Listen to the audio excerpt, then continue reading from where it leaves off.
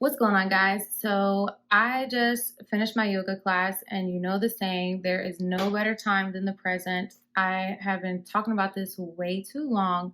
I had to make a video, and just stay tuned, guys. Thank you for joining in. Thank you for coming to my channel. My goal is to help everybody who has dealt with romance scammers, who thinks they might be dealing with romance scammers, who may even not realize that they have a romance scammer. But I have narrowed it down to some of the top 4 things that every person that I've spoken to, including myself, experienced when first starting out with a romance scammer. Now, disclaimer, this does not mean that every single person that falls into this category or has these particular traits is a romance scammer. However, let me just say, we have intuition for a reason. If in the pit of your stomach, you feel like there is something that is not right, there is something that is not right. No, this is not right. It's wrong. Okay, do not disregard that feeling that you have in the pit of your stomach, because here's what I know. I have spoken to so many women, and we all know, and men, and men, let me not leave the guys out here, but I've spoken to so many people that know that it is a scam, but want to hold on to that belief, to that love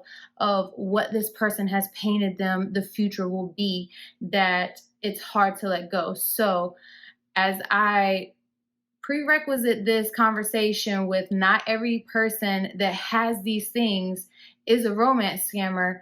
Please don't be that person that hears all these things, has that intuition of, I know something is definitely not right, and lump yourself into the category of, well, I don't have a romance scammer. Yes, they fit all these, prerequisites, but I'm the outlier of the situation. No, sir, not me. And it's not really a romance scammer. So listen to your intuition. That is the number one thing that I can tell you. So I've taken notes. Bear with me here, okay, guys? But first, it seems like, to me, my experience personally, and to everybody that I've talked to, yes, that was my cat throwing up. Every person that I have talked to, it is like love at first text. Like, it is just a magic carpet ride off to a phenomenal start. I mean, we're talking text messages and, emails, phone calls galore every day. Communication is on point. We're moving at light speed. We're getting the I love yous within the 4 to 6 week time period. So beware. There are a lot of us that are hopeless romantics. There is nothing wrong with that. And sometimes you will find, yes, that, a relationship is moving at the speed of light. And I can say that comparison is the thief of joy. So we cannot look at everybody else's relationships and try to gauge what works best for us. But again, I will always come back to, listen to your intuition, okay? I can feel it all the way down in my plums, getting all swollen with a light blue hue to them. We all know when there's something that just isn't right. So please listen to that. But that is one of the prerequisites that I have seen, is that everything moves at light speed. It just seems head over heels, out of nowhere. And boom, like, we're saying I love you within like the first 4 to 6 weeks, by chance, like by fate, like just this serendipitous kind of love, like somehow they stumbled across you, that it was fate. There's some kind of weird, like, fate to it. I don't know how to describe it, but anybody who has had a romance scam or feels like they're in a romance scam knows exactly what I'm talking about. It's just kind of like this person just pops up out of nowhere. For example, I will give you my situation. I got a random text message from the wrong number. How magical that, oh, what a cool story. We're going to tell everybody that, you accidentally text messaged me. That was not an accidental text message. These people prey on you. They look through your profiles. They look through everything. They know how to target and spot somebody that has some type of vulnerability, which we will get into. But yes, number one, things are just moving at the speed of light. Magic carpet ride, a whole new world. It's just like that. And like I said, just by chance, by fate, how magical that we stumbled across each other, right? All right. Number three, this one sets the stage, and this one is what plants those seeds that they will harvest the fruit of your paycheck. So every person that I have spoken to, again, me included, which comment down below if you want me to do a whole story on what happened to me.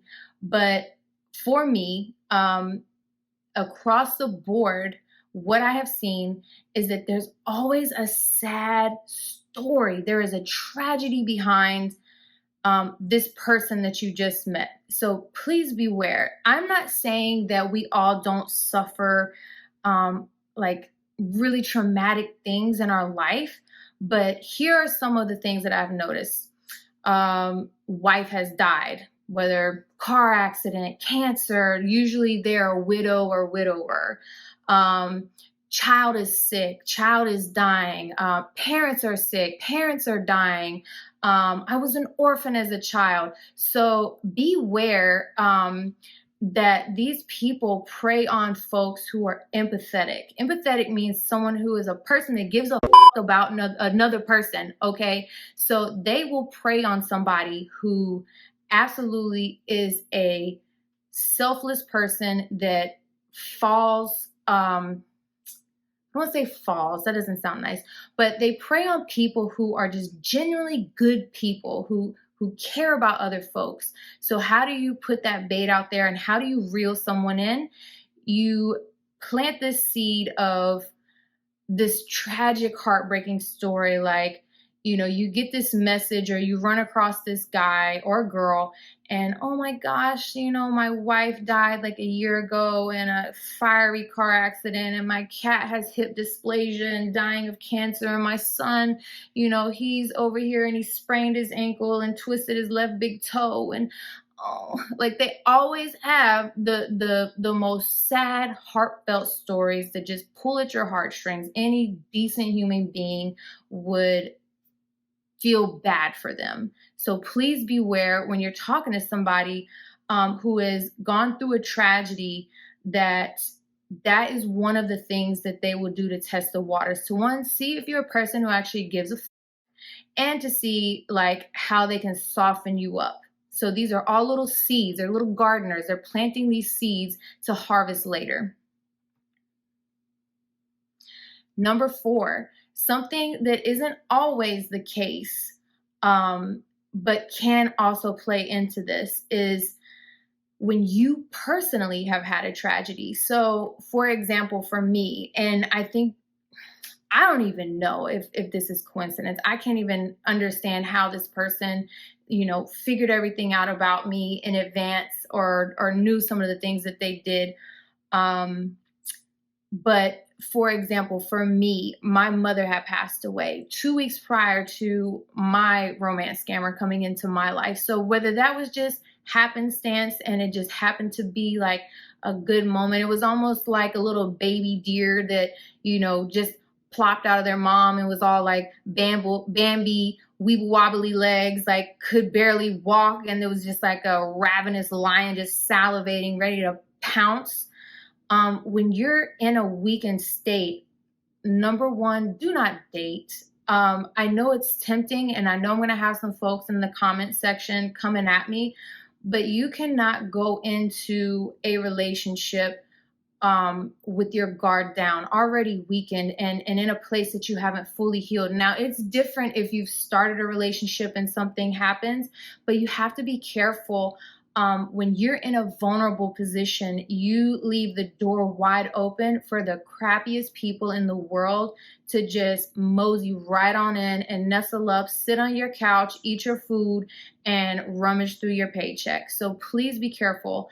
I spoke to somebody who had recently gone through cancer. And so, of course, they were posting pictures, you know, about their recovery, their experience. And guys, I can say social media is his hit or miss as far as It can be a good thing or it can be a bad thing. There are predators that will stalk and prey on vulnerability. So, of course, this person probably saw that this lady had recently gone through cancer. And what does he do? Mosey on into her DMs and has a sad, pathetic story himself about, his mom dying of cancer. And then boom, what do you have? You already have rapport. You already have something that you lean on each other and help each other with. And so then again, there's that seed that is planted. So it's terrible that there are people in this world that are not genuine,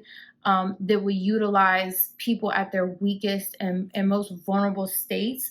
But you have to be careful that these people prey on us when we are in a weakened state, when we've gone through some type of tragedy ourselves, when we've gone through some type of loss, when, if you think about it, and I'm looking at my notes because I have wrote it down. One of the things is that when we go through trauma, we look for someone that's going to lift us up. We look for someone that's going to be loving and nurturing during those hard times. And if we don't have someone, to encourage or uplift or motivate and inspire us through those hard times, because sometimes loving and motivating the self can be challenging, it's easy for people to prey on that vulnerability. So the fourth one, it's not all the time, but just be aware when you are dating and when you're opening up to someone that there are people that don't always have your best interest. And something that I do want to say is, as I make these videos and as I talk about my experience or the experience of others, let me just say the world is full of absolutely amazing and wonderful people. I want to get that out there. This is not about man hating, woman hating, bashing on people, saying, I don't need a man. Like, this is not what that is. This is people who are good-hearted people who are worthy, loving, and deserving of good, loving partners and relationships that have somehow managed to find the bottom of the barrel people who take advantage of good-hearted people. And something that has never made sense to me is the amount of time, the amount of creativity that goes into these stories, like the amount of energy and effort that these people put into being just such horrendous people and taking advantage of others. If they use that for the better of human society, like, imagine what they would be able to do. It breaks my heart to know that people are hustling backwards, that they are putting so much effort into being some of the most obnoxious people in the world. And again, I just want to say that if you have gone through this, I have been there and I'm so sorry. I know how it feels. And I also want to say, do not feel embarrassed. One of the things that I will make a video on is the aftermath of these events and just being kind to yourself. You have to learn this fine balance of taking personal accountability, knowing that you had those red flags, knowing that something did not sizzle with your soul, something didn't feel right, yet you still chose to override that intuition. So yes, we do have to hold ourselves accountable and dig deep, which I will unpack that in later videos. But we also have to be kind to ourselves. This is a journey that you are going to experience, and it can be one of the most profound journeys that you start on when someone has truly taken advantage of you, crushed your heart and soul, potentially wiped your bank account out. Ah, the sweet smell of an all-day sucker. Whatever your experience is, it can really be one of the best experiences that you are like a phoenix, you are burned to the ground and you just rise up the best version of yourself. So I will unpack some of that stuff in another video. I'm going to wrap this up because I'm feeling I'm getting a little long-winded. I will leave a link to my Instagram down below. If you have any questions, you feel like you're being romance scammed, listen to your intuition. You can always reach out to me, and I will talk to you guys later. Bye.